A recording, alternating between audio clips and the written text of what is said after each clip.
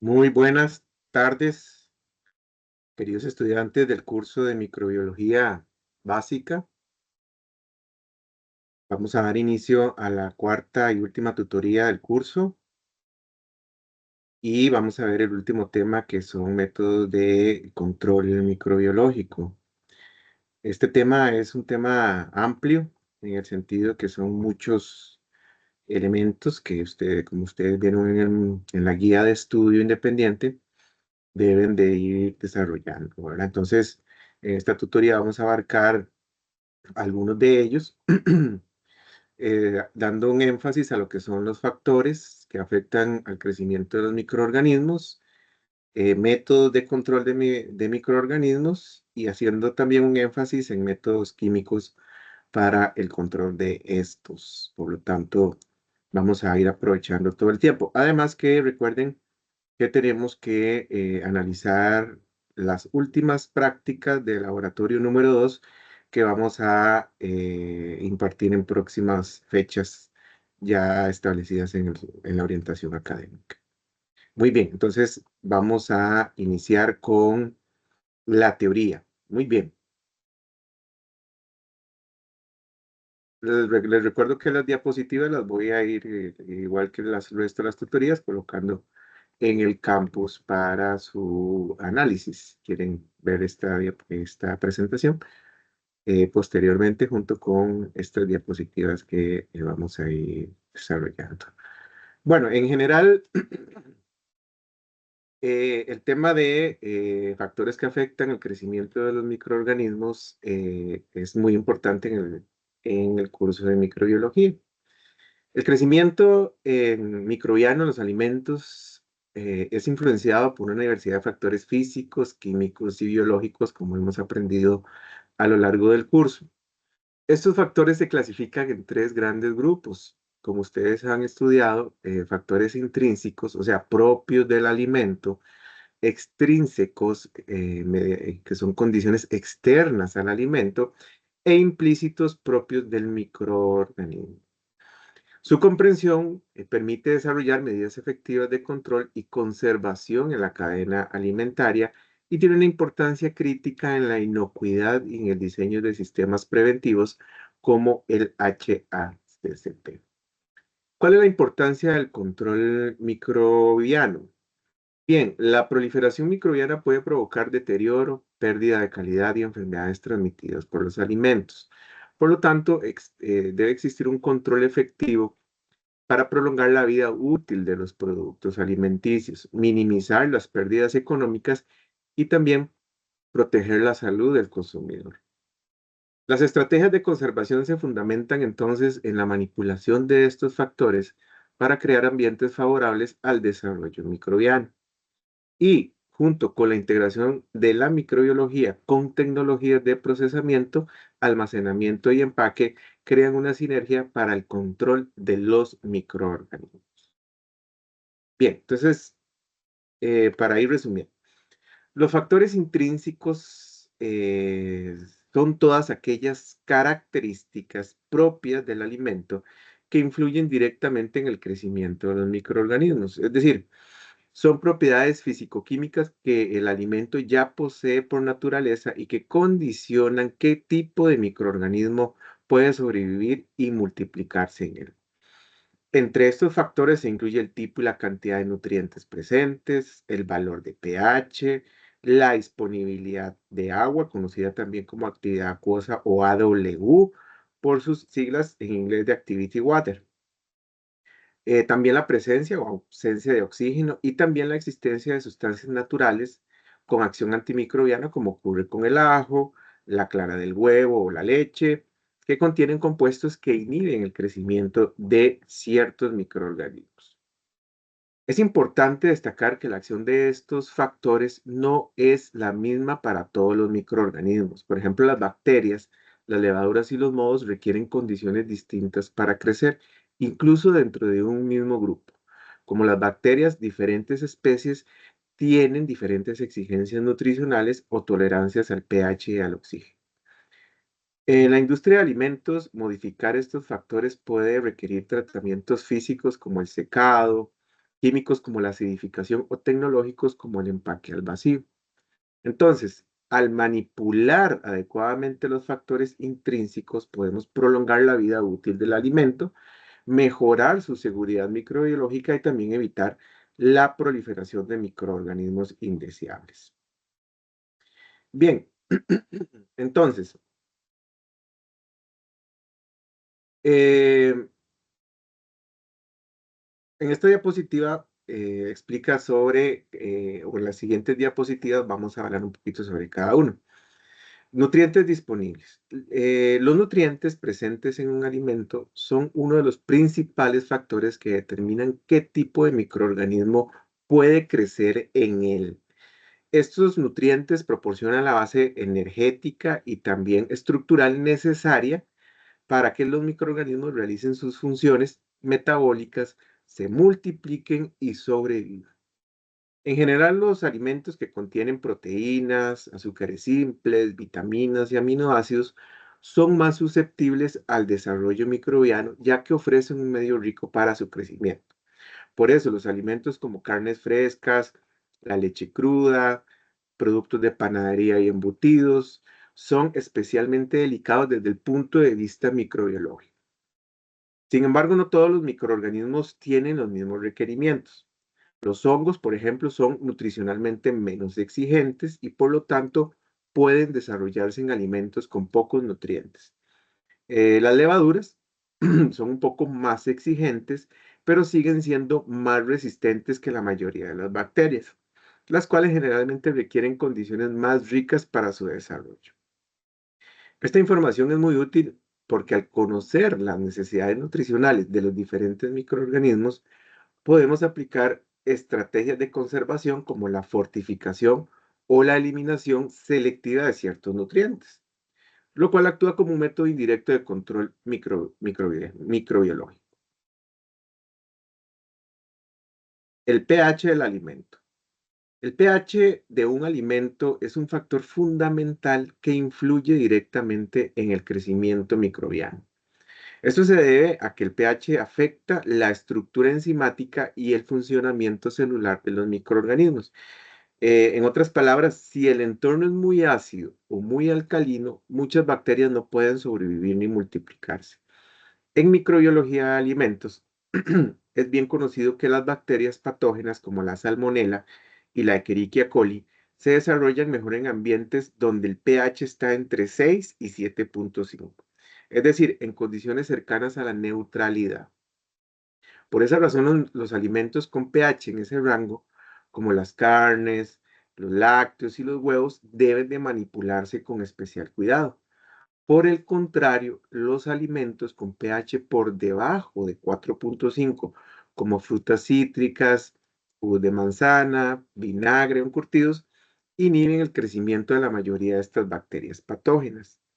Esta es la base de muchas técnicas de conservación como la fermentación o la acidificación que se han usado desde hace siglos para prolongar la vida útil de los alimentos. Además, es clave monitorear el pH durante la producción de alimentos fermentados, jugos, conservas y encurtidos, ya que un ligero cambio en el pH puede permitir el desarrollo de microorganismos indeseables y ponen en riesgo la inocuidad del producto final. Otro factor es la actividad agua o la actividad acuosa. La actividad acuosa, como ven ustedes, AW, se refiere al agua libre que está disponible en un alimento para que ocurran las reacciones bioquímicas, incluyendo el metabolismo y el crecimiento de microorganismos. No hay que confundirla con el contenido total de humedad de un alimento, ya que la actividad de agua se refiere únicamente al agua que los microorganismos pueden utilizar.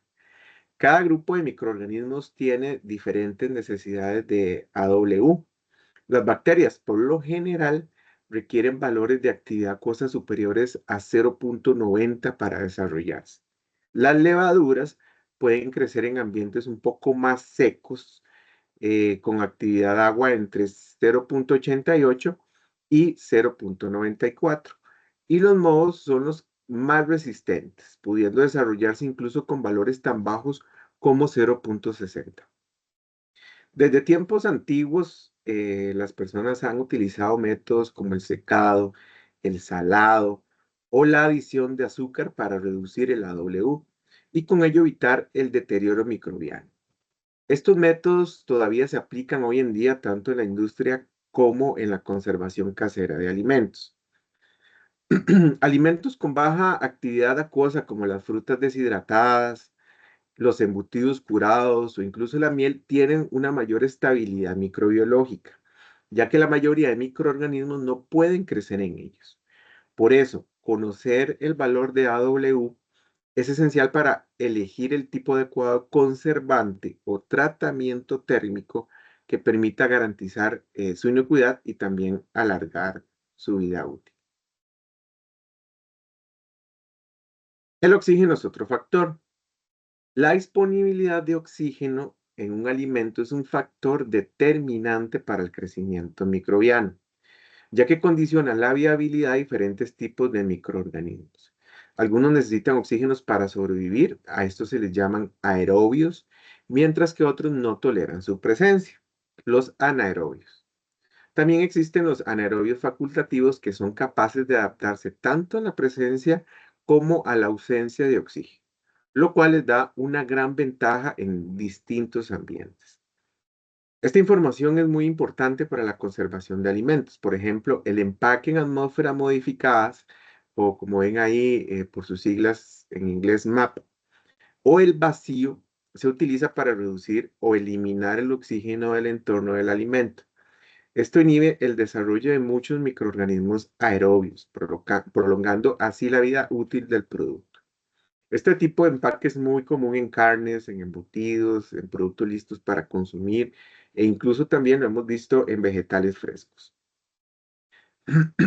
Además, el oxígeno también juega un papel fundamental en procesos fermentativos, como la elaboración de yogur, de vino o cerveza. En estos casos, su control permite dirigir correctamente el tipo de microorganismos que se desarrollan.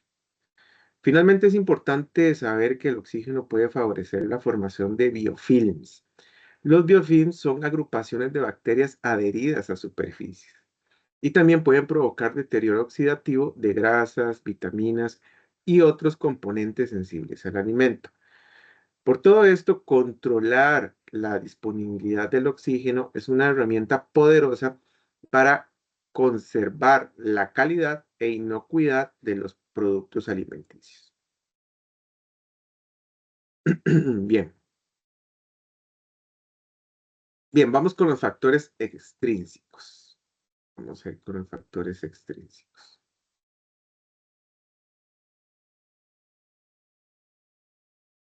Ok, los factores extrínsecos son todos aquellos elementos externos al alimento que inciden sobre el desarrollo de microorganismos. A diferencia de los intrínsecos que forman parte del alimento, los extrínsecos pueden ser manipulados deliberadamente mediante técnicas tecnológicas, decisiones logísticas y prácticas de conservación. Su control es una de las principales herramientas en la industria alimentaria para reducir el riesgo microbiológico. ¿Ok? Muy bien. Voy a ir viendo cada uno de ellos. Em, por ejemplo, si colocamos el mismo alimento en un ambiente frío, en uno cálido, su comportamiento microbiológico será completamente diferente, aunque el alimento en sí no haya cambiado. Lo mismo ocurre si lo almacenamos con luz directa o con humedad ambiental elevada. La gran ventaja de los factores extrínsecos es que sí los podemos controlar fácilmente. A través de tecnologías como la refrigeración, el empaque en atmósfera modificada o el uso de ambientes secos, es posible entonces crear condiciones desfavorables para los microorganismos sin necesidad de alterar directamente la composición del alimento. En industria alimentaria, estos factores son fundamentales para diseñar estrategias de conservación efectivas, seguras y adaptadas a las necesidades de cada producto. Además, forman parte del enfoque de múltiples barreras, donde se combinan varios métodos para garantizar la inocuidad. Bien, entonces vamos a hablar un poquito sobre la temperatura. La temperatura entonces es sin duda el factor extrínseco más influyente en el crecimiento de los microorganismos. Afecta de forma directa la velocidad de multiplicación microbiana. Mientras más se aproxime la temperatura al rango óptimo para una bacteria determinada, más rápidamente se multiplicará. Pero además, la temperatura también puede tener un efecto inhibidor o destructivo. Por ejemplo, si reducimos la temperatura mediante refrigeración o congelación, no eliminamos los microorganismos, pero sí los inactivamos temporalmente. En cambio, si aplicamos calor suficiente, como ocurre en la cocción, la pasteurización o la esterilización, entonces sí podemos destruirlos. La idea fundamental en microbiología de alimentos es la zona de peligro, ¿ok? Que se sitúa entre los 4 grados Celsius y 60 grados Celsius. En este rango, los microorganismos pueden crecer muy rápidamente. Por eso, es crucial mantener los alimentos refrigerados por debajo de los 4 grados Celsius o bien cocinarlos por encima de los 60 grados Celsius para asegurar su inocuidad. En la industria, el control riguroso de la temperatura se realiza durante el procesamiento, el transporte, el almacenamiento y también durante la preparación final de los alimentos. Un pequeño descuido puede permitir que bacterias peligrosas se multipliquen, representando un riesgo para la salud del consumidor.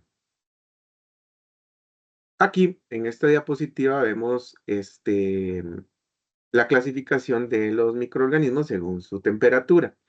Los microorganismos no crecen a cualquier temperatura. Cada especie tiene un rango específico de temperatura en la cual puede desarrollarse, y dentro de este rango existe una temperatura óptima donde su crecimiento es más rápido. Según este criterio, podemos clasificar a los microorganismos en 4 grandes grupos. Como vemos, tenemos primero los psicrófilos. Ver el entero. Los psicrófilos. Los microorganismos psicrófilos son aquellos que prefieren ambientes fríos. Su temperatura óptima de crecimiento está por debajo de los 15 grados Celsius. También se encuentran principalmente en ambientes naturales extremos como aguas profundas, hielos o incluso zonas polares. No suelen ser relevantes para los alimentos, pero nos ayuda a entender cómo ciertos microorganismos pueden sobrevivir en condiciones de congelación. Los los psicrótrofos son los más importantes en alimentos refrigerados. Aunque pueden crecer a temperaturas cercanas a 0 grados Celsius, su temperatura óptima está entre 20 grados Celsius y 30 grados Celsius. Bacterias como la Listeria monocytogenes y algunas cepas de Bacillus o Clostridium pertenecen a este grupo. Estos microorganismos representan, como sabemos, un riesgo real en productos refrigerados, ya que pueden multiplicarse lentamente incluso a baja temperatura. El otro grupo que tenemos acá son los mesófilos.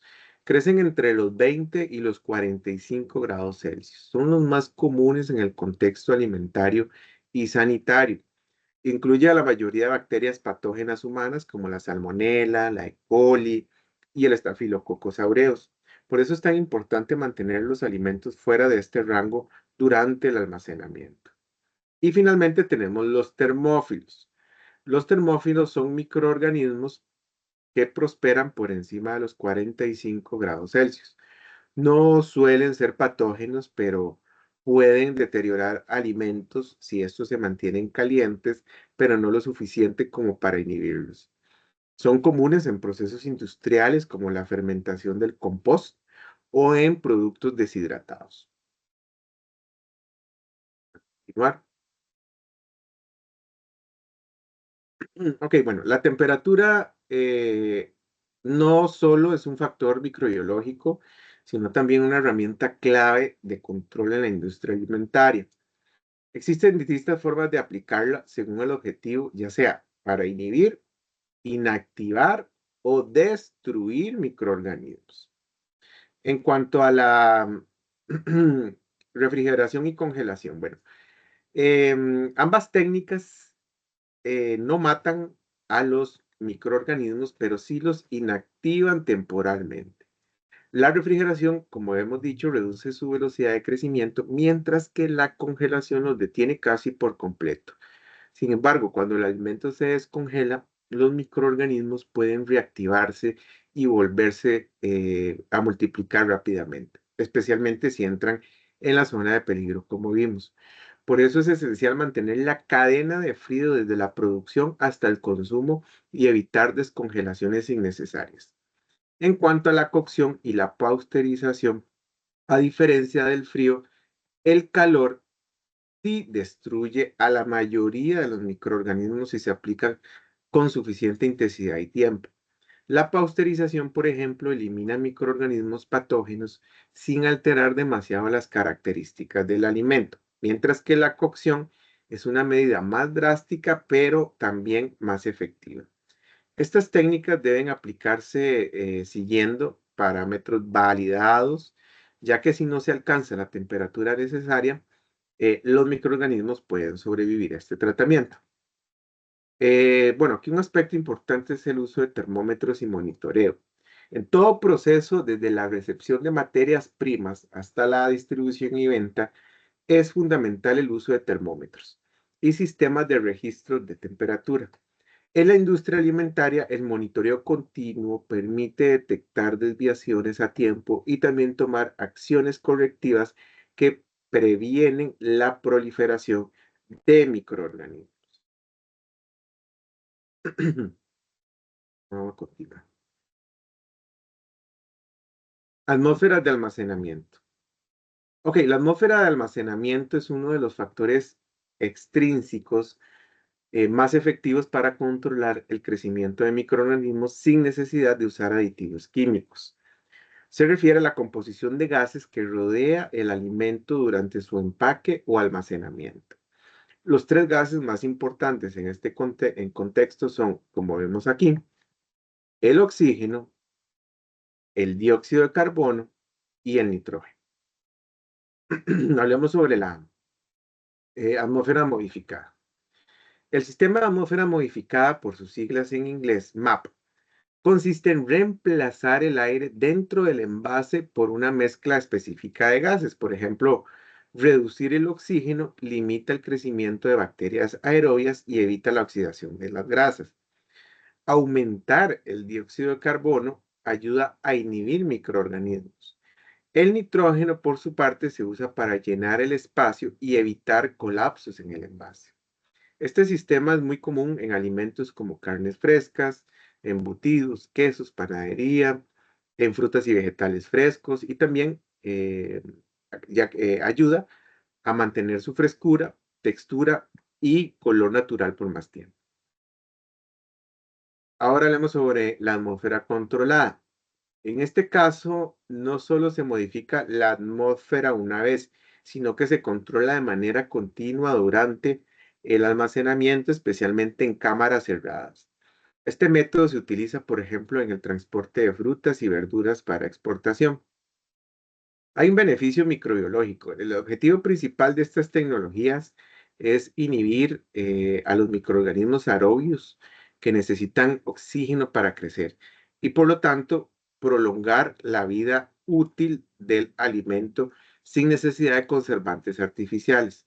Además, estas técnicas permiten conservar las características sensoriales del producto, lo que mejora su aceptación en el mercado. Bien, vamos con la humedad relativa. La humedad relativa del ambiente también es un factor extrínseco que influye significativamente en la conservación de los alimentos, especialmente en aquellos que tienen baja actividad acuosa o que han sido procesados para eliminar agua como los productos secos. Cuando el aire que rodea a un alimento tiene alta humedad relativa, pueden ocurrir dos cosas importantes. Primero, favorece el crecimiento de mohos. Los mohos, como hemos visto en el tema de hongos, mohos y levaduras, Son microorganismos muy resistentes y pueden desarrollarse en condiciones secas, pero cuando hay exceso de humedad en el ambiente se multiplican con mucha facilidad, especialmente en superficies de alimentos mal sellados o mal almacenados. Esto no solo afecta la calidad del producto, sino que también puede generar micotoxinas, que son sustancias peligrosas, como vimos para la salud humana. Y también la rehidratación de productos secos. Alimentos como cereales, harinas, chocolates, especias y frutos secos son muy susceptibles a la humedad del ambiente. Si no están bien protegidos, pueden absorber agua del aire, rehidratarse y volverse un medio ideal para el desarrollo de bacterias o mohos. Esto puede provocar pérdidas de textura, apelmazamiento, rancidez y también contaminación microbiana. En la industria, por lo tanto, para controlar, monitorear y controlar la humedad relativa del ambiente, se hace uso de empaques herméticos, sellados al vacío o con materiales resistentes a la humedad, que ayuda a evitar la entrada de vapor de agua. En almacenes o bodegas se pueden o se instalan deshumidificadores para controlar el ambiente, especialmente en zonas tropicales o con climas muy húmedos. Vamos a continuar con la luz. Ok, la luz. Ok, la luz. em, bueno, aunque a veces no parece, la luz también es un factor extrínseco que influye en la estabilidad microbiológica e integridad de los alimentos, especialmente en productos sensibles a la oxidación y al deterioro químico. Em, Cuando los alimentos están expuestos a la luz, ya sea natural o artificial, se activan ciertas reacciones fotoquímicas. Estas reacciones pueden oxidar lípidos, generando rancidez en productos como aceites, frutos secos, lácteos o chocolates. Además, algunas vitaminas como la vitamina C y la riboflavina, que es la vitamina B2, son fotosensibles, lo que significa que se degradan rápidamente en presencia de la luz, disminuyendo el valor nutricional del alimento. La luz también provoca un deterioro sensorial, ¿ok? La luz entonces puede afectar las características sensoriales, cambia el color de los jugos y bebidas, altera el sabor de productos grasos y puede generar también malos olores. Estos cambios no siempre implican un riesgo microbiológico, pero sí afectan la aceptación del producto por parte del consumidor. ¿Cómo prevenirlos? Bueno, para evitar estos efectos negativos se utilizan varias estrategias, como el uso de envases opacos o de colores oscuros que bloquean el paso de la luz, materiales con filtro UV, ¿verdad? Ultravioleta, especialmente en productos lácteos y aceites, y también el almacenamiento en lugares oscuros o con iluminación controlada, especialmente en alimentos secos, en polvo y productos fortificados.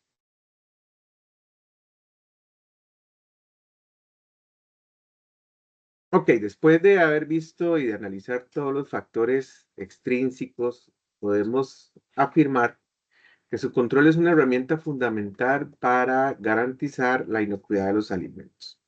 Estos factores como la temperatura, la humedad, la atmósfera de almacenamiento y la exposición a la luz pueden ser manipulados de forma intencionada para crear condiciones desfavorables para el crecimiento de microorganismos. Cada uno de estos factores actúa sobre distintos aspectos del entorno microbiano, pero su verdadero potencial se alcanza cuando se combinan de forma estratégica. Por ejemplo, un alimento puede conservarse mejor si se refrigera, se empaqueta al vacío o se protege de la luz al mismo tiempo. Este es un principio del enfoque de múltiple barrera, también conocido como tecnología de obstáculos, que buscan frenar el crecimiento microbiano usando diversas defensas complementarias.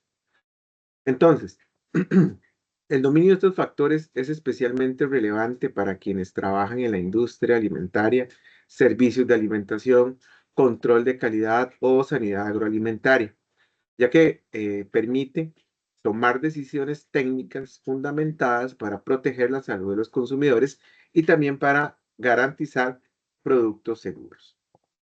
En general, entonces, la comprensión y control de los factores extrínsecos y intrínsecos son esenciales para evitar el desarrollo de el deterioro, el desarrollo microbiológico, reducir riesgos microbiológicos y también prolongar la vida útil de los alimentos de una manera efectiva, ¿no? Muy bien. Ok, esa era una presentación que tenía sobre factores de crecimiento. Hice varias presentaciones, de hecho ustedes van a ver varias presentaciones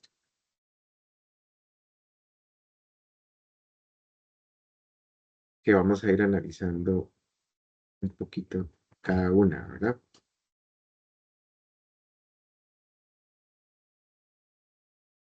Ok, esta es la otra presentación y vamos a irlo analizando. ¿Ok?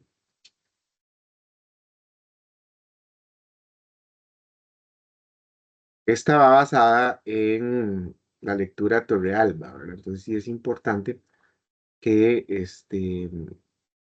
recuerden que también disculpen un momento, por favor.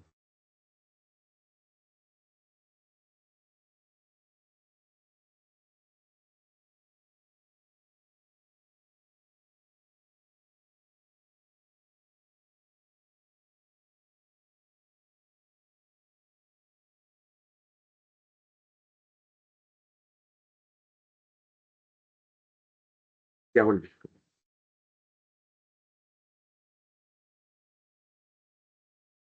Para que sí analicen muy bien las lecturas que vamos a ir desarrollando, aquí en esta exposición. Ok, para buscar la lectura, estoy buscando la lectura, pero no la encuentro.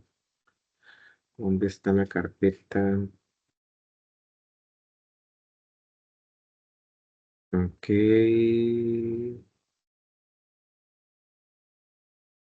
La carpeta de materiales. Materiales. Sí, ahí está. Ok.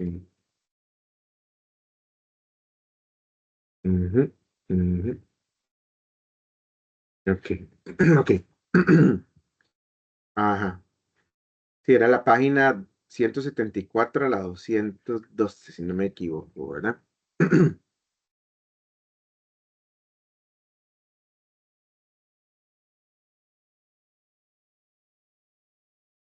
Ok. Bueno, vamos a ir viendo un poquito sobre métodos de inhibición microbiológica. Bueno, ¿qué es lo que decía esta lectura en cuanto a definición? Inhibir implica, dejar el puntero. Inhibir implica reducir o detener la actividad metabólica de los microorganismos sin llegar a eliminarlos por completo. Esta estrategia permite que los microorganismos permanezcan en un estado de latencia, evitando que se multipliquen y causen deterioro en los alimentos. El propósito de los métodos de inhibición, entonces, es, es prolongar la vida útil de los productos alimenticios, previniendo el deterioro microbiológico y conservando su calidad organoléptica, como el sabor, el olor y la textura, su valor nutricional, así como la seguridad para el consumidor. ¿Cuál es el enfoque de los métodos de inhibición? Bueno, la inhibición puede lograrse a través de aplicaciones de condiciones físicas como la temperatura, la presión, químicas, conservantes, pH o biológicas como la fermentación y la flora competitiva, que dificulten o impidan la reproducción de microorganismos. Este enfoque, entonces, permite la conservación de los alimentos con el menor impacto posible en su estructura original, especialmente en los alimentos mínimamente procesados. Y entonces venían una serie de métodos que vamos a ir analizando. ¿Ok? Bueno, como hemos hablado, el frío es un método que consiste en utilizar temperaturas bajas para ralentizar el metabolismo de los microorganismos sin llegar a destruirlos. ¿Ok? En cuanto a su mecanismo, el frío disminuye entonces la velocidad de las reacciones bioquímicas en las células microbianas, especialmente las reacciones enzimáticas esenciales para la replicación, el transporte de nutrientes y la producción de energía. El metabolismo celular se vuelve tan lento que los microorganismos entran en una especie de hibernación metabólica. Este principio es clave para entender por qué el frío no esteriliza el alimento, sino que lo preserva temporalmente. En cuanto al efecto, el frío no destruye microorganismos, como hemos afirmado, solo limita su multiplicación. Por eso es un método útil para retardar el deterioro de alimentos, pero no debe verse como una solución definitiva para la inocuidad. Si el alimento se descongela o se saca del entorno frío, los microorganismos pueden reactivarse y continuar creciendo. Por ejemplo, la Listeria monocytogenes es capaz de crecer lentamente incluso en refrigeración a 4 grados Celsius, por lo que el simple uso de frío no siempre garantiza la seguridad. ¿Ok? En cuanto a aplicaciones comunes, se utilizan cámaras frigoríficas comerciales, como las que conocemos para almacenamiento de frutas, hortalizas, carnes y lácteos, congeladores industriales en plantas de procesamiento de carne o pescado, transporte refrigerado o cadena de frío en logística alimentaria, en la criogenización con nitrógeno líquido o CO2 sólido también, en casos donde se necesita congelación ultra rápida. Estas aplicaciones son fundamentales en las buenas prácticas de manufactura y sistemas como el HACCP que exigen controles precisos de temperatura. Hay limitaciones, claro, obviamente, en todo método hay limitaciones, ventajas y desventajas. No todos los microorganismos se inhiben con el frío em, o se inhiben más que todo al mismo ritmo. Los cicrótrofos, como vimos, y los cicrófilos pueden sobrevivir y crecer a temperaturas bajas. Si el alimento se mantiene mucho tiempo en refrigeración, hay riesgo de contaminación cruzada o de proliferación de estos organismos resistentes. Además, los procesos enzimáticos naturales del alimento, como el pardeamiento, pueden continuar afectando la calidad, ¿verdad? Entonces, ahí es importante considerarlo también.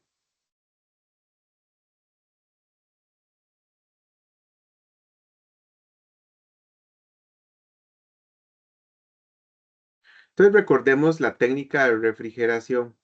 Entonces, la refrigeración, es una técnica o es la técnica más empleada para el control de crecimiento microbiano en alimentos. Aunque es simple en su aplicación, tiene fundamentos científicos que debemos comprender a mayor profundidad. El rango típico de refrigeración de alimentos oscila entre 4 y 7 grados Celsius. En la literatura también lo van a ver entre 1 y 5 grados Celsius, etcétera, ¿verdad? Lo que mantiene los alimentos por encima del punto de congelación. Este rango es óptimo para retrasar la multiplicación de microorganismos sin alterar demasiado las propiedades sensoriales del alimento. Este, mm, Microorganismos afectados por la refrigeración, especialmente mesófilos, que crecen entre 20 y 45 grados Celsius, y termófilos, que crecen a más de 45 grados Celsius, los cuales son incapaces de desarrollarse en estas condiciones. Hay limitaciones importantes en cuanto a los cicrófilos y los cicrótrofos, como la Listeria monocytogenes o la Yersinia enterolítica. Estas pueden crecer lentamente en refrigeración y representar un riesgo, sobre todo en alimentos listos para consumo. Ejemplos industriales del uso de esta técnica son los lácteos, como sabemos, leches pasteurizadas, yogures, quesos blandos que requieren refrigeración continua para evitar proliferación bacteriana. También carnes y embutidos frescos. Su conservación depende del frío para evitar la putrefacción y el crecimiento de Salmonella, Escherichia coli u otros patógenos. En frutas y vegetales, aunque no son muy susceptibles a bacterias patógenas, sí al crecimiento de hongos como los Penicillium o los Botrytis. Y también en productos listos para consumo, como ensaladas preempacadas, sándwiches, pastas cocidas, que tienen alto riesgo microbiológico. Bueno, esta técnica también tiene ventajas. Es un método económico disponible a nivel doméstico e industrial. Es no invasivo, no modifica significativamente la estructura del alimento. Conserva la calidad sensorial, el sabor, la textura, el color, el olor, se mantienen intactos si el tiempo de refrigeración es corto y puede formar parte de una estrategia de control combinada con otras técnicas como envasado al vacío y atmósferas modificadas como vimos anteriormente. Tiene limitaciones, no elimina microorganismos ni toxinas. Si un alimento ya está contaminado con estafilococos aureus, por ejemplo, sus toxinas seguirán siendo peligrosas aunque el alimento esté refrigerado. El Clostridium botulinum tipo E, típico de productos del mar, puede crecer y producir toxinas en refrigeración, especialmente si se encuentra en un entorno anaeróbico. Y también requiere cadena de frío continua, ¿verdad? Entonces, una interrupción puede permitir el crecimiento rápido de microorganismos. ¿Ok? Muy bien, entonces vamos ahora con la congelación. La congelación es una técnica eficaz para interrumpir el crecimiento microbiano. Al reducir la temperatura por debajo del punto de congelación del agua disponible. Aunque es más agresiva que la refrigeración, tampoco elimina completamente a los microorganismos. Las temperaturas, generalmente almacenamiento en congelación, pueden ser de varios tipos. Puede haber congelación tradicional, que es la que conocemos, menor de 18 grados Celsius, que es el estándar internacional para alimentos congelados, y la congelación criogénica. Esta puede llegar a temperaturas extremas como menos 196 Celsius usando nitrógeno líquido o menos 78,5 grados Celsius con dióxido de carbono sólido o líquido. Estas temperaturas detienen casi toda la actividad metabólica de las bacterias, hongos y levaduras, pero no siempre matan a los microorganismos, que eso que quede claro. En cuanto al mecanismo de acción de esta técnica, la congelación provoca la formación de cristales de hielo dentro y fuera de las células microbianas.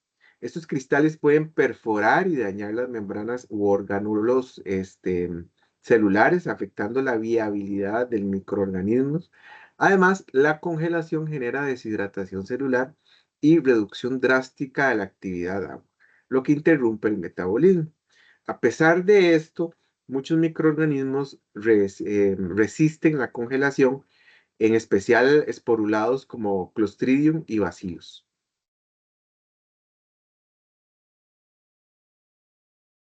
Ok, en cuanto a los tipos de congelación, existe la congelación lenta que ocurre en cámaras o cuartos fríos, produce cristales grandes que pueden dañar más la célula del alimento.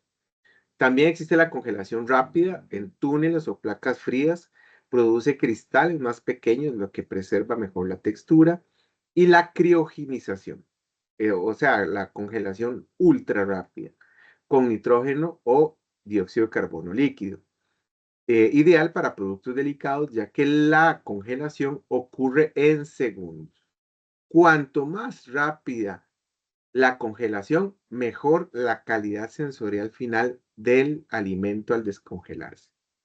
Ejemplos industriales, em, helados deben mantenerse o deben mantener una textura suave y sin cristales grandes, por lo que requieren congelación rápida. Carnes y mariscos para su exportación y larga conservación sin perder nutrientes. Frutas como berries o aguacates que se comercializan congelados enteros o en pulpa, y comidas preparadas como pizzas, platos listos para calentar, lasañas, empanadas, qué sé yo. Ventajas de esta técnica: inhibe eficazmente el crecimiento microbiano durante periodos prolongados, mantiene gran parte de los nutrientes si se hace correctamente y también es compatible con otras técnicas como empaque al vacío, el uso de atmósferas modificadas o también inclusive el uso de aditivos. Hay limitaciones en el uso de esta técnica. Igual no destruye totalmente a los microorganismos, sobre todo a los esporulados o los que están en estado de latencia. Esta técnica también puede causar daños estructurales al alimento, como pérdida de jugos, textura esponjosa o separación de fases, como la fase agua, grasas agua. También requiere una infraestructura costosa y consumo energético. Bien. ah, Sustancias químicas. Ok. El uso de sustancias químicas para preservar alimentos es un método antiguo, altamente eficaz y versátil, pero también regulado rigurosamente por posibles efectos en la salud humana. Recordemos que el uso de aditivos químicos utilizados en la industria alimentaria es un elemento importantísimo para el control de microorganismos, pero tiene que ser muy controlado y muy monitoreado. En cuanto al mecanismo de acción, bueno, las sustancias químicas interfieren con funciones celulares esenciales de los microorganismos. Los aditivos, entonces, o preservantes, conservantes, qué sé yo, afectan las membranas celulares, comprometiendo la integridad y la permeabilidad de la célula del microorganismo. Enzimas metabólicas también inactivan rutas de síntesis o respiración y también dañan el material genético al inhibir la replicación o expresión genética. Entonces, dependiendo de su modo de acción, se clasifican en bactericidas que matan al microorganismo, por ejemplo, el dióxido de azufre y los nitritos. Y también existen los bacteriostáticos, que estas sustancias detienen su crecimiento, como por ejemplo el ácido benzoico, el sorbato de potasio. Son ejemplos de sustancias químicas utilizadas en la industria de alimentos.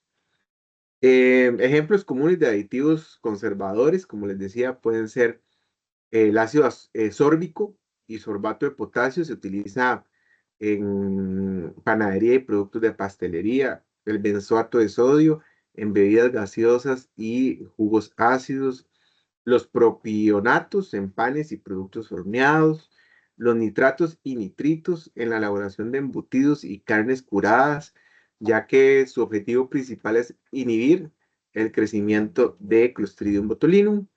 El dióxido de azufre también se utiliza en frutas secas, vinos y también productos deshidratados.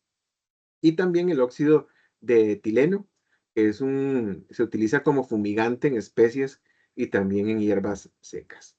Muy importante.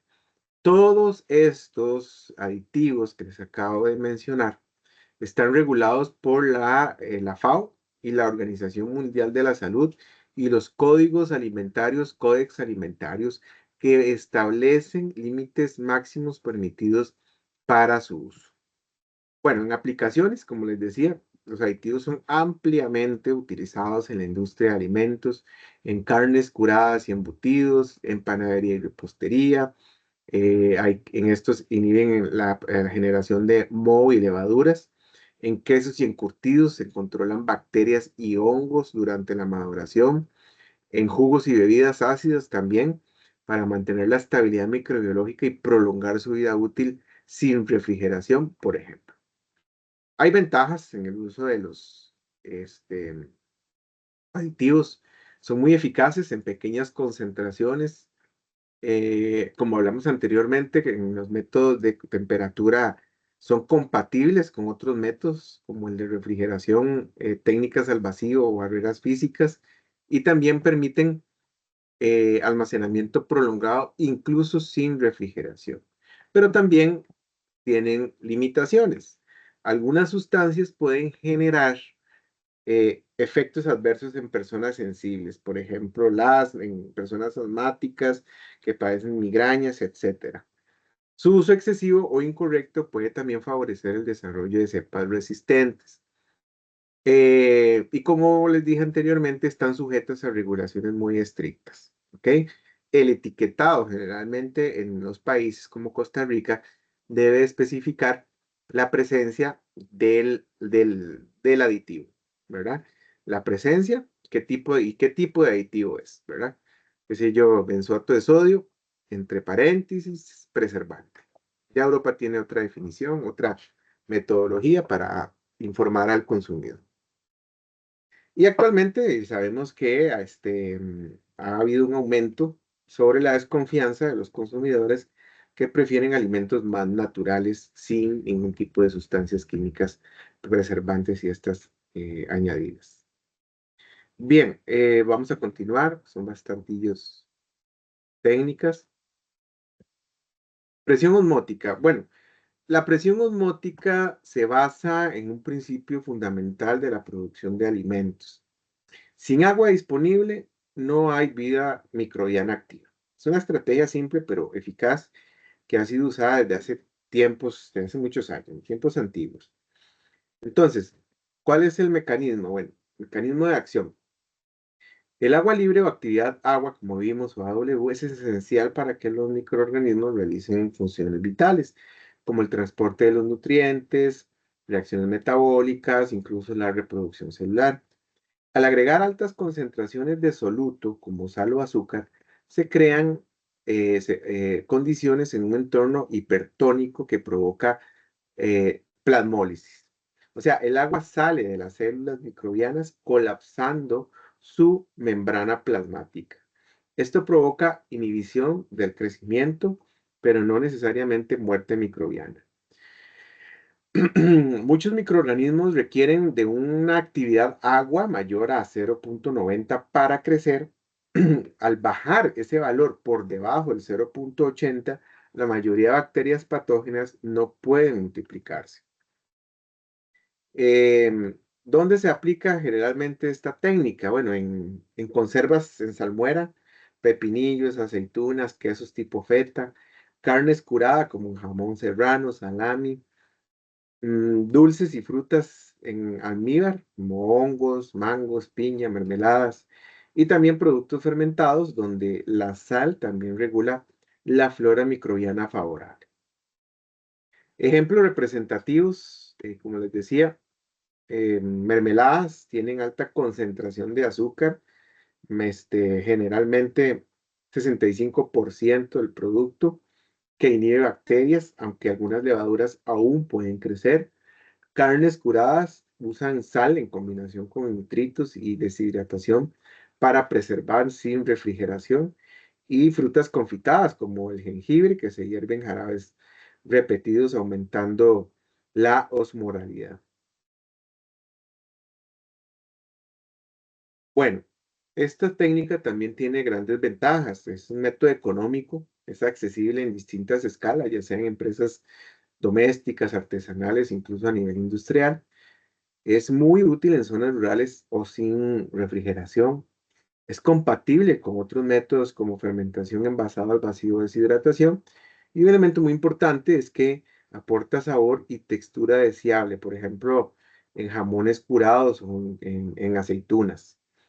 Al igual que las otras técnicas, hay limitaciones. En algunas levaduras y mohos osmofílicos como este, eh, el, el Saccharomyces sp, pueden sobrevivir y crecer en ambientes con alta concentración de azúcar y sal.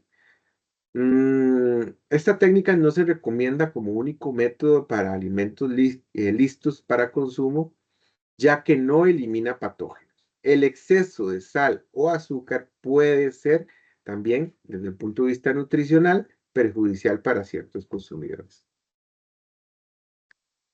Bien, vamos con la otra técnica que es deshidratación. La deshidratación, como sabemos, es un proceso físico que consiste en reducir el mínimo el contenido de agua libre o actividad de agua en los alimentos, impidiendo que los microorganismos puedan utilizarla para sus funciones vitales. Entonces, el mecanismo de acción es que consiste en que el agua libre, esencial para la actividad enzimática, transporte celular y replicación microbiana, es alterado o eliminado. Al eliminarla o reducirla, se impide la multiplicación microbiana, deteniendo por completo el metabolismo de las bacterias, hongos y levaduras. A diferencia de otros métodos, aquí el microorganismo no muere necesariamente, pero entra en una fase de inactividad o, como hablamos ahora, de latencia. Los alimentos deshidratados, como hablamos creo que al inicio, suelen tener un AW inferior a 0,6, un umbral por debajo del cual ningún microorganismo conocido puede crecer activamente. Existen diferentes métodos de secado, como ven ahí en la diapositiva. El secado natural o solar puede ser tradicional, es económico, pero es dependiente del clima. También el secado artificial en hornos o cámaras de aire caliente, que es más controlado, más eficiente que el secado solar. También está el secado mecánico, que incluye deshidratadores con ventilación forzada o al vacío. Y también la liofilización, ¿verdad? Que es la congelación seguida de la sublimación del hielo al vacío. Este método conserva mejor el sabor y la textura del alimento.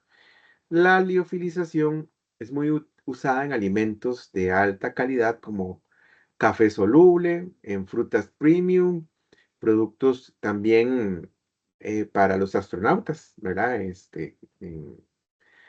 También se utiliza esta metodología. Bueno, como les decía, diferentes ejemplos de su uso. Frutos secos, higos, pasas, plátano, mango, el café soluble, la leche en polvo y también en vegetales deshidratados.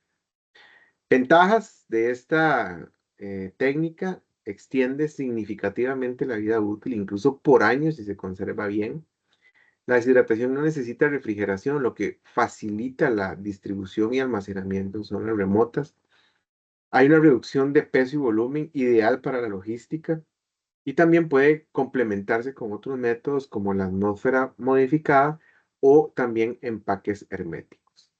Pero también tiene limitaciones, como que algunos alimentos sufren pérdidas de textura y color, especialmente con secado térmico. También hay una rehidratación incompleta, ya que no todos los productos recuperan su textura original al agregar agua. Y que algunos métodos, como la liofilización, son energéticamente costosos y requieren de equipos especializados.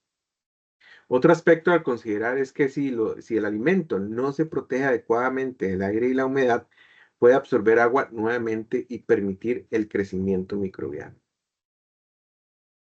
Ok, vamos a continuar con la fermentación.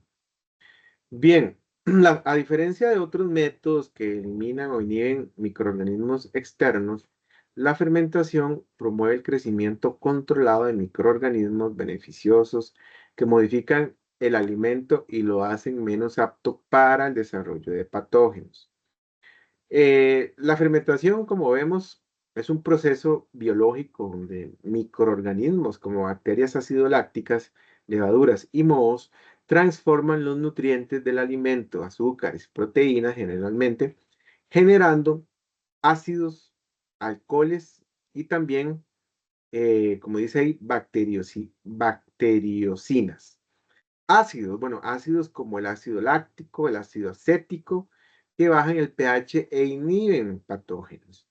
Alcoholes como el etanol limitan el crecimiento bacteriano y las bacteriocinas son sustancias antimicrobianas específicas, como por ejemplo la nicina. Esto crea un ambiente hostil para microorganismos no deseados, extendiendo la vida útil del alimento. Además de inhibir patógenos, la fermentación puede mejorar la digestibilidad, la disponibilidad de nutrientes y generar compuestos bioactivos con beneficios a la salud. Existen diferentes tipos de fermentación, como ven acá. Existe la fermentación láctica, que se produce con bacterias como lactobacillus o las leuconostoc. Se da en yogur, en kéfir, en chucrut, en kimchi, que son productos fermentados, y también en encurtidos. La fermentación alcohólica se produce con levaduras como Saccharomyces cerevisiae en la elaboración de pan, vino y cerveza. La fermentación acética se utilizan bacterias acéticas del género Acetobacter que transforman el alcohol en vinagre. Está también la fermentación propiónica, que bacterias del género de Propionibacterium en quesos como el emmental, ¿verdad? Se utilizan. Y también se utilizan, o hay un tipo de fermentación que es la fermentación butírica. Es menos común, a veces indeseado, pero presente en ciertos o en ciertos procesos industriales. ¿Ok? Bien, hay ventajas también con esta técnica, em, como la mejora de la seguridad al acidificar el medio y producir compuestos antimicrobianos. También resalta el sabor y el aroma, generando productos diferenciados. Es un método natural de conservación ampliamente aceptado por consumidores que buscan productos artesanales y funcionales. Y también puede reducir antinutrientes como los fitatos y aumentar la disponibilidad de minerales. Tienen limitaciones también, como que requiere condiciones específicas de temperatura, de pH, salinidad, tiempo y oxigenación para evitar contaminaciones. Otro elemento limitante es que si no se controla adecuadamente pueden crecer microorganismos indeseados como el Clostridium, el Enterobacter o mohos toxigénicos. Puede producir gases a presiones internas en envases cerrados si no se controla la fermentación activa.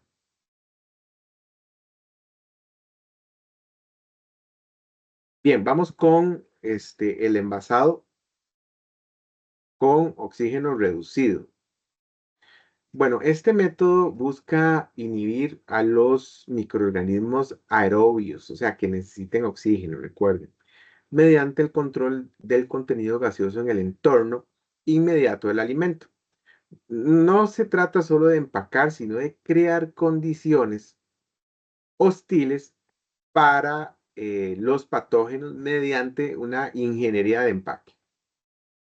¿Cuál es el mecanismo de acción? Bueno, es la reducción o lo que se busca es la reducción o eliminación del oxígeno, disminuyendo el crecimiento de bacterias aeróbicas como pseudomonas, acinetobacter o incluso bacillus.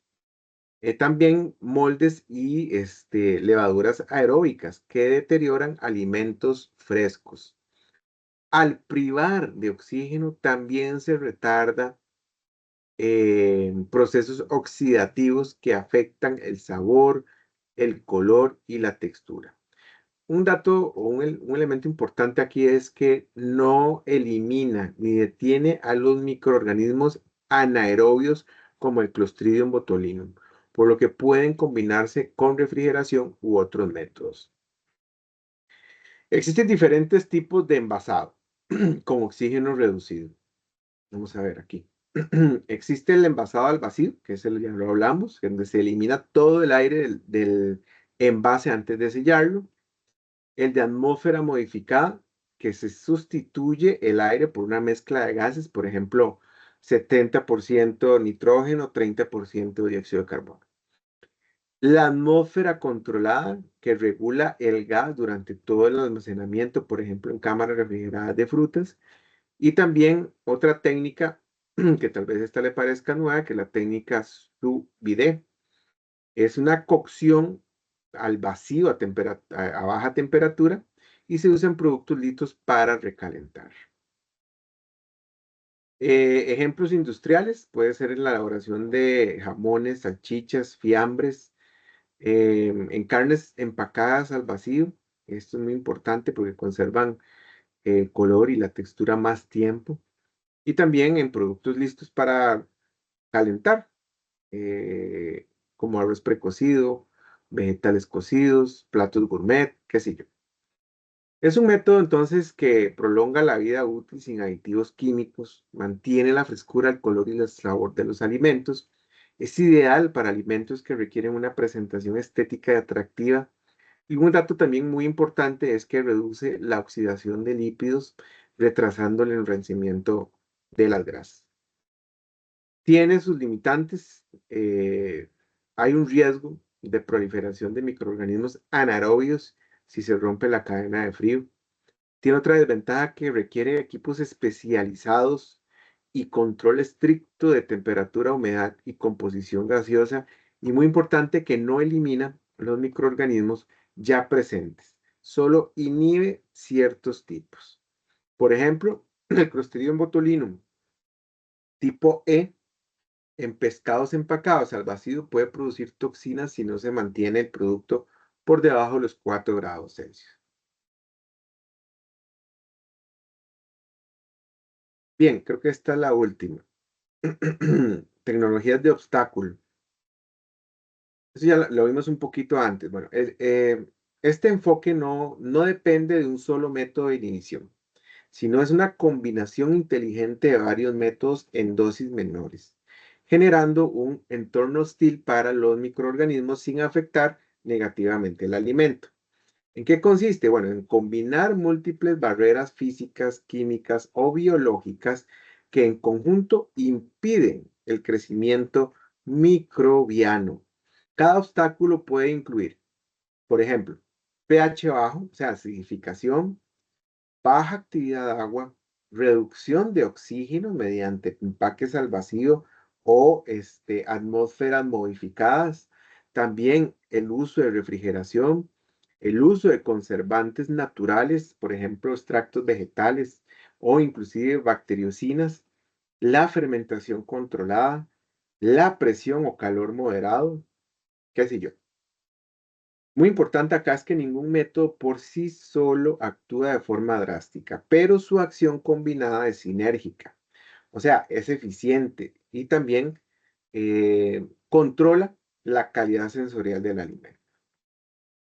Ejemplo típico, por ejemplo, el salchichón. Yo les puse aquí el salchichón. ¿Por qué? Porque, bueno, en el salchichón o en el proceso de elaboración se identifican ciertos obstáculos, ¿verdad? Por ejemplo, actividad de agua baja, ¿verdad? O se aplica actividad de agua baja por secado y sal, o sea, se seca, se agrega sal, se hace acidificación por medio de la fermentación láctica de las bacterias, se empaca al vacío, ¿verdad? En condiciones sin oxígeno y se utilizan conservantes naturales o mínimos, como los nitritos en dosis bajas. ¿Cuál es el resultado de esta combinación de métodos? Una larga vida útil. Algunos embutidos de este tipo, son secados, pueden estar sin refrigeración, por lo tanto, hay una alta inocuidad y una calidad sensorial mayor. Bien, esta combinación de métodos, esta tecnología de obstáculos tiene ventajas, hay una eficacia reforzada debido a que, como vimos, no depende de un solo método agresivo, sino de varios. Em, Hay una reducción de aditivos químicos, mejora la estabilidad microbiológica sin comprometer el sabor, la textura, el valor nutritivo, etcétera. Y también es ideal para los consumidores que cada vez buscan más alimentos naturales y seguros. Pero tiene sus limitaciones. Necesita una mayor complejidad tecnológica, puesto que requiere desarrollo de formulaciones y pruebas microbiológicas previas. Cada producto necesita un análisis específico del tipo de obstáculos óptimos según sus características y puede requerir inversión en capacitación y equipamiento técnico. Además, el diseño incorrecto puede llevar a falsas sensaciones de seguridad en algunos casos. Ok, entonces vamos con una pequeña conclusión acá. Habiendo visto todas estas técnicas de inhibición de microorganismos, hemos visto que la inhibición del crecimiento microbiano es esencial para mantener la inocuidad alimentaria, garantizar la calidad del producto y evitar pérdidas económicas. Cada método que vimos tiene ventajas y limitaciones. Su selección depende del tipo de alimento, microorganismos objetivo y condiciones de almacenamiento. Por lo tanto, el enfoque moderno favorece la combinación de métodos, o el uso de esta técnica de tecnologías de obstáculo, logrando mayor eficacia con menor impacto sensorial. Comprender los principios detrás de cada técnica nos va a permitir a ustedes como estudiantes y a los profesionales en la agroindustria alimentaria, diseñar sistemas de conservación más eficientes, sostenibles y seguros en la industria alimentaria y en el consumidor final, ¿verdad? Puesto que tenemos que ir más a las tendencias de la elaboración de productos con menos químicos o aditivos lo más posible, ¿verdad? Muy bien. Y aquí llegamos al fin con esta diapositiva. Muy bien, acá vamos a hacer un receso de 5 minutos. Nos vemos en 5 minutos.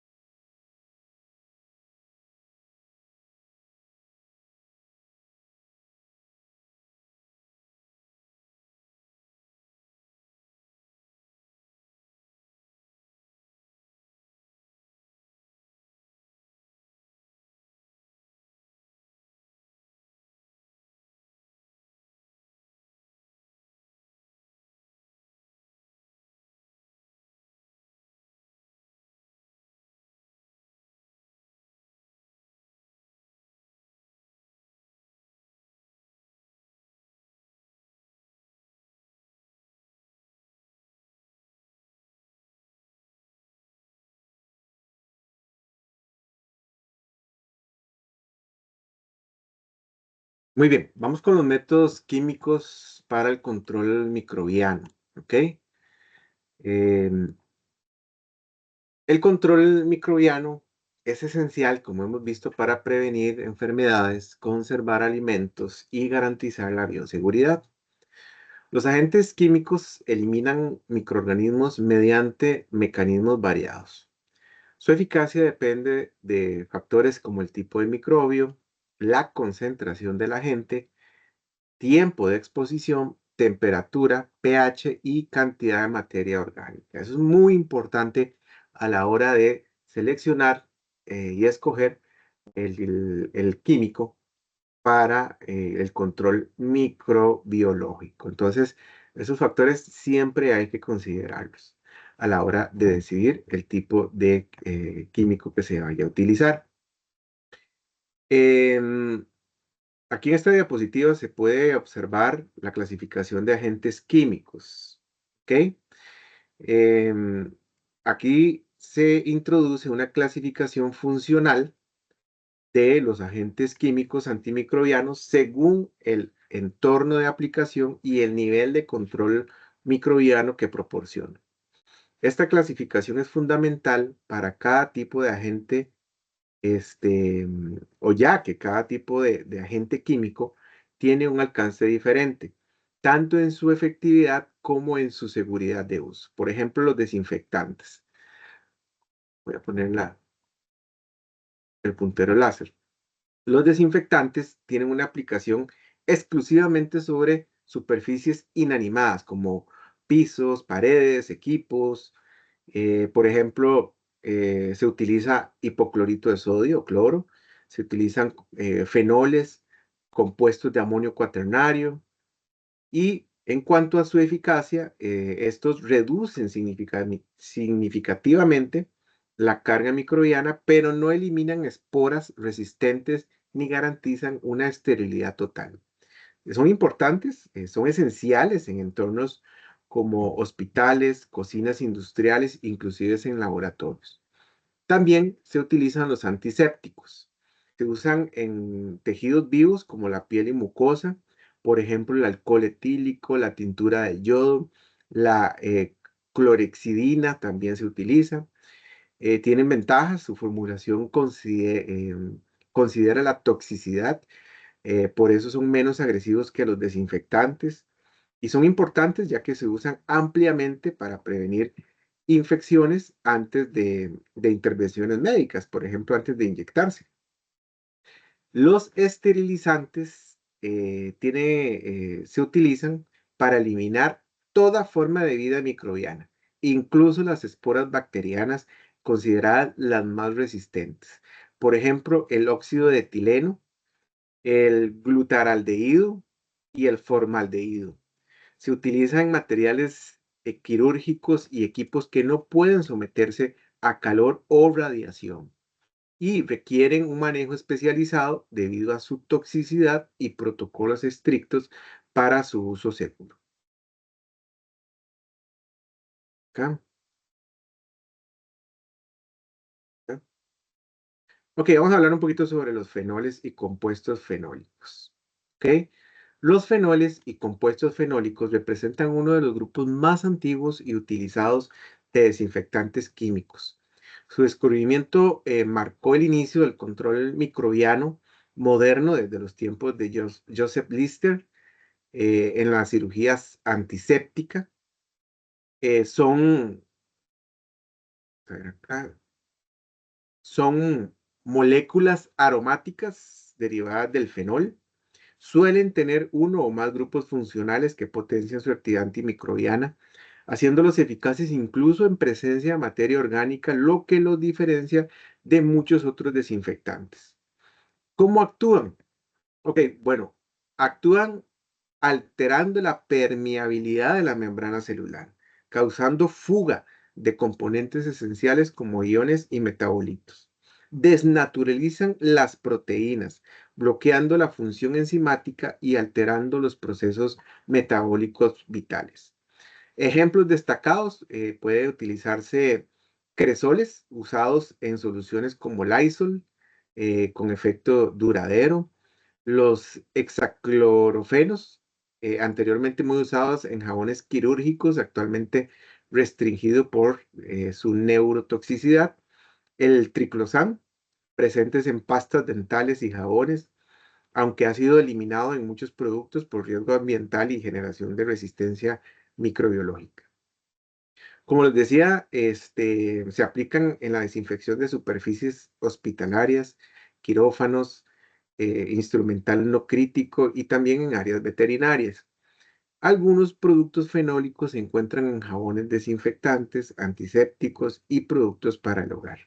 ¿Cuáles son las ventajas de los fenoles? Tienen alta efectividad frente a bacterias gram positivas y también algunos hongos. Son resistentes, que no me sirve el puntero. Son resistentes a la inactivación por materia orgánica, lo cual los hace útiles en ambientes muy sucios.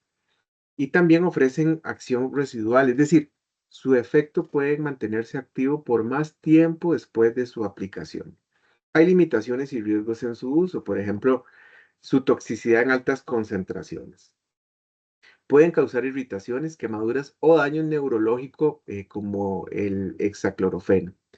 Tienen también un impacto ambiental, algunos son poco biodegradables y pueden acumularse en los ecosistemas acuáticos afectando a la fauna marina y han sido relacionados con resistencia cruzada a antibióticos cuando se usan de forma prolongada e indiscriminada.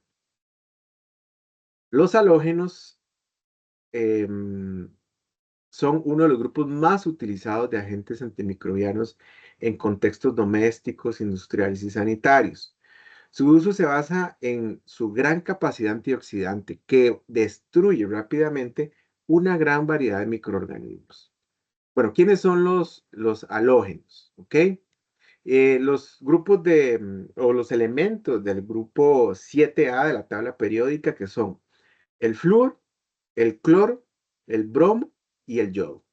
Aunque todos tienen potencial antimicrobiano, el cloro y el yodo son los más utilizados en desinfección.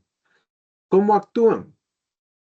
Eh, Estos compuestos oxidan componentes celulares claves como las proteínas y enzimas, inactivándolas y deteniendo el metabolismo microbiano. También afectan las membranas celulares, provocando daño estructural. Su acción es rápida y de amplio espectro, afectando bacterias, afectan virus y hongos. Ejemplos destacados de los halógenos pueden ser el cloro, el hipoclorito de sodio, el desinfectante doméstico más común, ¿verdad? También se usa en la desinfección de frutas y verduras. Las cloraminas, derivado del cloro más estable, usado en aguas potables. El yodo, povidoba, muy eficaz como antiséptico en piel y mucosas, de uso frecuente en cirugías. Y la tintura de yodo, que es una solución alcohólica usada para desinfectar heridas. El cloro se utiliza en desinfección del agua potable, piscinas, superficies, alimentos, ropa hospitalaria. Y el yodo es un antiséptico, como les dije, para piel, mucosas y equipos médicos. Ventajas de los halógenos: tienen alta eficacia, eliminan gran variedad de patógenos, son fáciles de adquirir y usar, tienen un costo accesible. Algunos compuestos tienen acción residual breve, útil para procedimientos de corta duración. Em, pero también tienen limitaciones, como que son inestables, o sea, tienen una inestabilidad química, o sea, se degradan rápidamente por la luz, el calor o la materia orgánica. Son corrosivos, especialmente el hipoclorito, pueden dañar metales, el acero inoxidable y tejidos. Algunos liberan vapores irritantes y pueden causar reacciones alérgicas o toxicidad en caso de uso inadecuado. Y no actúan bien en presencia de materia orgánica, como les venía diciendo, salvo cuando se usan en concentraciones muy altas. O sea, seguir. Los alcoholes. Ok. Bien. Los alcoholes son uno de los agentes antisépticos más utilizados en la vida cotidiana, en el ámbito hospitalario y en la industria alimentaria. Se destacan por su rápida acción antimicrobiana, facilidad de uso y evaporación sin residuos, lo que los hace especialmente útiles para la desinfección rápida de superficies y piel. Son compuestos con uno o más grupos hidroxilo. em, los más comúnmente usados en control microbiológico son el etanol, que es en su forma de alcohol etílico, y el isopropanol, que es el alcohol isopropílico. ¿Ok? Estos alcoholes desnaturalizan las proteínas, o sea, eh, rompen los enlaces de hidrógeno, lo que inactiva enzimas y otras proteínas esenciales. Diluyen las grasas, los lípidos, afectan la membrana citoplasmática, especialmente en microorganismos con envoltura lipídica, como muchos virus. Son más eficaces en soluciones de 60 al 90%, ya que el agua facilita la penetración y evita una evaporación demasiado rápida. Ejemplos de concentraciones óptimas, por ejemplo, el alcohol etílico. El alcohol etílico tiene que tener un equilibrio ideal, un 70% entre potencia y tiempo de contacto. Son factores que se consideran. Y el alcohol isopropílico también entre un 70 a un 90%, que este es muy común en hospitales para la desinfección de equipos y manos. Como les decía, el uso es amplio, antiséptico para la piel humana antes de inyecciones, extracciones de sangre, cirugías, desinfección rápida de superficies como bandejas, termómetros, equipos médicos no críticos, en la industria alimentaria para desinfección de áreas de en contacto indirecto con los alimentos, como pueden ser pisos, paredes, u otras áreas de contacto indirecto. Tiene ventajas o tienen ventajas su uso como la acción inmediata y de amplio espectro, especialmente contra bacterias vegetativas, micobacterias y virus envueltos. Se evaporan sin dejar residuos, lo que evita enjuague o limpieza posterior y generalmente no suelen causar corrosión, por lo que son seguros para materiales sensibles. Tienen limitaciones, no son esporicidas, es decir, no eliminan esporas bacterianas ni algunos virus no envueltos. Otra es que son inflamables, representan entonces un riesgo en zonas con fuentes de calor o chispa. Y también su efectividad disminuye si se aplican sobre materia orgánica o si se evaporan antes de completar su acción. Otro de los químicos muy utilizados son los compuestos de amonio cuaternario, muy utilizados durante pandemia, recuerden. Los compuestos de amonio cuaternarios son agentes antimicrobianos ampliamente usados debido a su combinación de efecto desinfectante y acción detergente. Eh, Son sales orgánicas con una estructura básica de nitrógeno cuaternario, o sea, un nitrógeno con 4 sustituyentes orgánicos, lo que les otorga carga positiva permanente, y la estructura catiónica les permite interactuar con membranas celulares cargadas negativamente. Actúan alterando la permeabilidad de la membrana citoplasmática y provocando la fuga de componentes celulares esenciales como iones y metabolitos. También interfieren en procesos enzimáticos provocando la muerte celular. Ejemplos comunes, como ven ahí en la diapositiva, el cloruro de benzalconio es uno de los más conocidos presentes en productos de limpieza hospitalaria y también soluciones desinfectantes para piel y superficies, y también cloruro de cetilpiridinio, usado en enjuagues bucales y también desinfectantes tópicos. Se utilizan en hospitales y clínicas para desinfección de superficies no críticas, mesas, barandas, paredes. En industria alimentaria se utiliza en la limpieza de equipos y superficies en contacto directo con los alimentos. En hogar y cosmética también se utilizan productos como aerosoles, limpiadores, desodorantes y cremas. Este tipo de compuestos son eficaces contra bacterias grampositivas, hongos y virus envueltos. También actúan como detergentes y desinfectantes a la vez, facilitando la remoción de suciedad.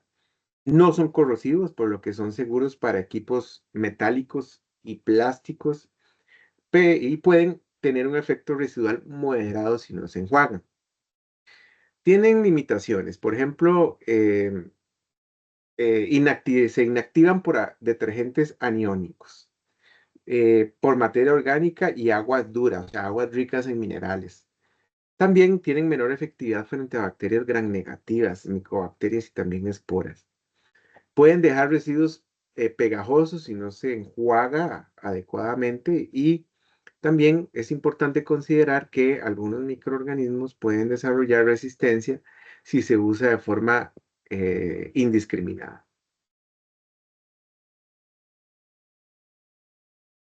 Bien, el otro, pero,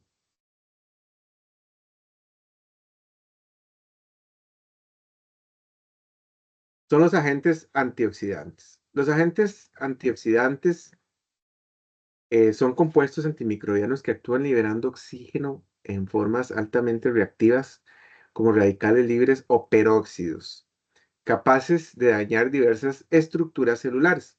Son especialmente valorados por su perfil ecológico y su aplicación en entornos donde se requiere una desinfección eficaz, pero con bajo impacto ambiental. Eh, ¿Cuál es su mecanismo de acción? Bueno,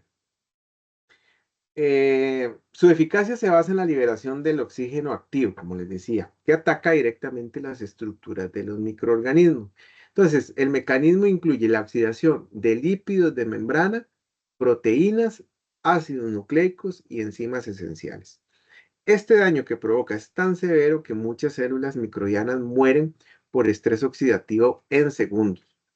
Por ejemplo, los más utilizados son el peróxido de hidrógeno o el agua oxigenada como la conocemos, usado en concentraciones de 3% para heridas y hasta 35% para superficies industriales.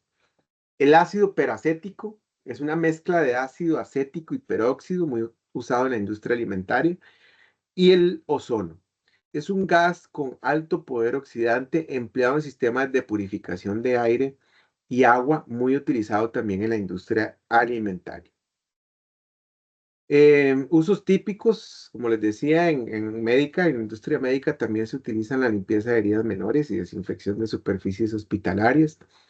En la industria alimentaria, como les decía, se utilizan la sanitización de equipos, tuberías y envases. Y una ventaja es que no deja residuos tóxicos. Y en la purificación del agua, ¿verdad? El ozono y los pedóxidos se usan para eliminar bacterias, virus y protozoarios en el agua. Este tipo de compuestos son ecológicos y biodegradables, o sea, se descomponen en agua y oxígeno sin dejar residuos dañinos. Tiene una alta velocidad de acción, o sea, actúan rápidamente, incluso en bajas concentraciones, y pueden ser efectivos contra esporas, como el caso del ácido peracético. Pero también tienen ciertas limitaciones, como que son inestables, o sea, se degradan fácilmente en presencia de luz, calor o materia orgánica. También tiene la limitación de que pueden provocar irritación y toxicidad local.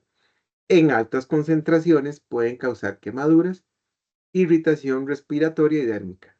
Y también requieren almacenamiento adecuado y manejo cuidadoso, especialmente en formas concentradas. Vamos con el siguiente.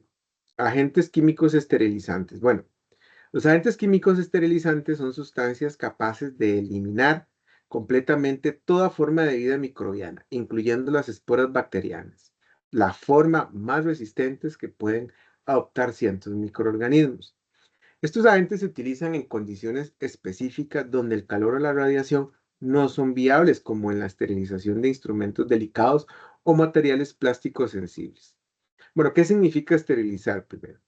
A diferencia de un desinfectante que puede reducir la carga microbiana Un esterilizante debe lograr la destrucción total de microorganismos, incluidos virus resistentes, hongos, bacterias y esporas.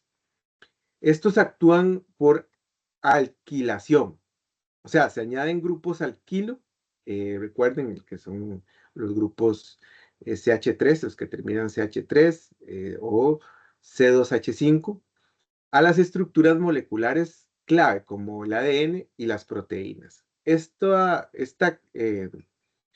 acción bloquea la replicación del material genético y inactiva las enzimas metabólicamente esenciales. Es lo que resulta en una inhibición total del microorganismo. ¿Cuáles son los más utilizados? Bueno, se utiliza el óxido de etileno. Es un gas ampliamente usado para esterilizar equipos médicos como jeringas, catéteres, mascarillas y materiales plásticos. Tiene una gran ventaja que al ser un gas penetra profundamente. También se usa el glutaraldehído, que es un desinfectante líquido de alto nivel, ideal para endoscopios, instrumentos quirúrgicos y también dispositivos termosensibles. El formaldehído también se utiliza, que es en forma gaseosa o líquida, y se ha restringido por su alta toxicidad. Usos habituales, como les decía, en la esterilización de materiales termolábiles, o sea, sensibles al calor, como plásticos, cauchos, fibras y fibras ópticas y también equipos electrónicos médicos. O también áreas donde el uso de autoclave, ¿verdad? Por ejemplo, a vapor por presión no es viable. Entonces, ahí también se utiliza. Tiene ventajas, su uso es muy eficaz, elimina incluso esporas bacterianas, gran poder de penetración, ideal para equipos con cavidades internas y no requieren temperaturas elevadas ni presión. Pero también tienen algunas limitaciones como que son tóxicos y potencialmente cancerígenos, ya que requieren manejo profesional y un monitoreo ambiental. También son inflamables o explosivos en ciertas condiciones como el óxido de etileno y requieren también procesos largos de aireación posterior, especialmente el óxido de etileno para eliminar residuos tóxicos antes del uso del equipo esterilizado. Y finalmente tenemos los agentes antimicrobianos naturales. ¿Ok? Los agentes antimicrobianos naturales representan una alternativa biocompatible y ecológica frente a los químicos sintéticos.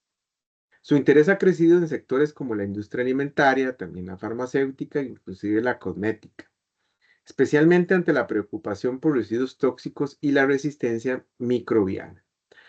Bueno, ¿qué son los antimicrobianos naturales? Bueno, son compuestos extraídos y producidos por organismos vivos, como plantas, bacterias o inclusive hongos. Estos pueden actuar como mecanismos de defensa natural frente a otros microorganismos, ya que su composición química es muy diversa. Pueden estar compuestos por terpenos, alcaloides, ácidos orgánicos, péptidos antimicrobianos, etc. ¿Qué hacen estos antimicrobianos? Los antimicrobianos naturales alteran la membrana celular o la integridad de la pared bacteriana. Por lo tanto, van a inhibir también la síntesis de proteínas o incluso el ADN. Interfieren en procesos enzimáticos o de señalización y también su acción puede ser bactericida o bacteriostática, dependiendo de la concentración y también incluso del microorganismo. Ejemplos, bueno, aquí vienen poquitos. Bueno, aceites esenciales como los del orégano, tomillo, clavo de olor, canela, contienen compuestos como timol, eugenol y carbacrol que son muy activos contra bacterias y hongos. La anicina es un péptido producido por Lactococcus lactis, aprobado como conservante natural. Y la lisocina es una enzima presente en la saliva, en la clara del huevo y en las lágrimas que degrada la pared bacteriana.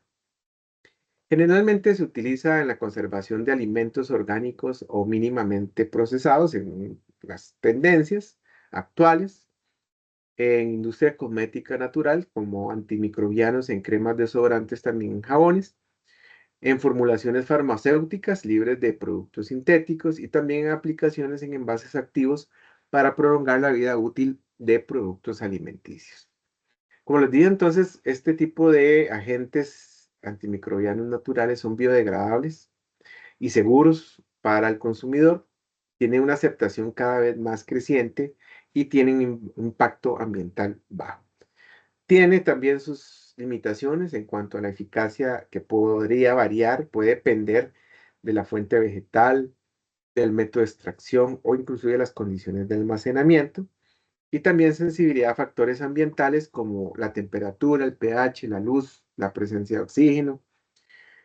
Otra limitante es que requiere concentraciones más altas o combinación de otros métodos para alcanzar niveles similares a desinfectantes químicos y mayor costo de producción y estandarización, ¿verdad? Bien, continuamos. Bueno, aquí desarrollé un cuadro comparativo con los diferentes grupos de agentes químicos.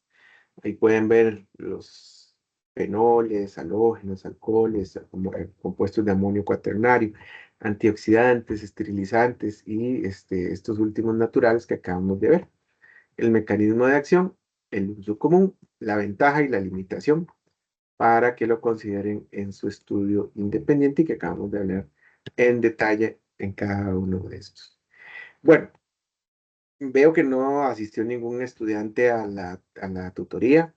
Iba a hacer algunas preguntas de análisis para que ustedes hacerle un poquito la clase un poquito más dinámica o la tutoría más dinámica. Entonces, estas preguntitas, considérenlas, contestar cada uno, tal vez abro un foro, este, mm, para que las contesten y demás, como una evaluación formativa y también de autoevaluación, ¿verdad? ¿Qué aspectos ambientales deben considerarse al seleccionar un agente químico antimicrobiano? ¿Cuál es el riesgo de generar resistencia microbiana por uso incorrecto de desinfectantes? ¿Y qué innovaciones podrían mejorar la eficacia de los antimicrobianos naturales en la industria alimentaria? Entonces, consideren desarrollar esas preguntitas en su casa como parte de una evaluación formativa y una autoevaluación para ir viendo ese avance de su estudio independiente, ¿verdad? Bien, vamos a ver si hay algo más. No, no hay nada más. Entonces, aquí importante, voy a dejar la tutoría aquí, como no vino ningún estudiante, bueno, déjame bien, no, como no vino ningún estudiante, cierro la tutoría y estaremos viéndonos en el segundo laboratorio con las prácticas que faltan, eh, laboratorio presencial que vamos a tener en la próxima y último laboratorio. Yo les estaría contactando para ver si hay alguna duda en cuanto a las prácticas. Recuerden estudiar bien las prácticas antes de desarrollar el, el laboratorio y se siguen los mismos lineamientos que el laboratorio número 1. ¿Ok?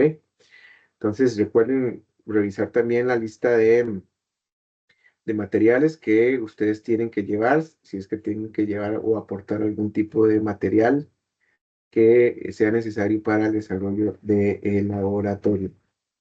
Les agradezco mucho. Muchas gracias. Hasta luego.